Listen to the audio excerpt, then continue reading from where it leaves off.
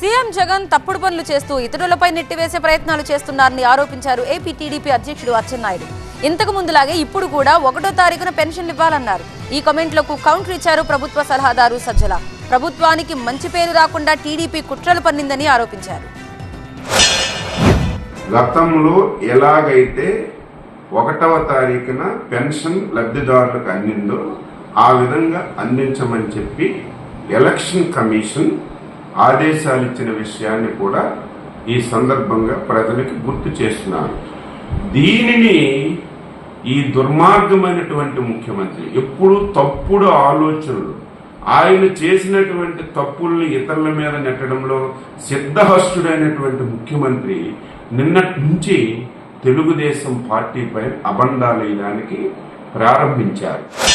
Government పథకాలన్నీ కూడా నేరుగా ఇంటికి చేర్చే వ్యవస్థ, వాలంటీర్ వ్యవస్థ, దాన్ని ఎన్నికల పేరుతో కోడ్ ఆఫ్ కండక్ట్, మన మోడల్ కోడ్ ఆఫ్ కండక్ట్, దీనికి సంబంధించి కోడ్ అప్లై అవుతున్న దాంతో ఇన్ఫ్లుయెన్స్ చేసే అవకాశం ఉంది కాబట్టి దాన్ని ఆపేయాలి, దాని ద్వారా ఈ డిస్ట్రిబ్యూషన్ జరగకూడదని ఎలక్షన్ కమిషన్ పెట్టి ఆపించారు.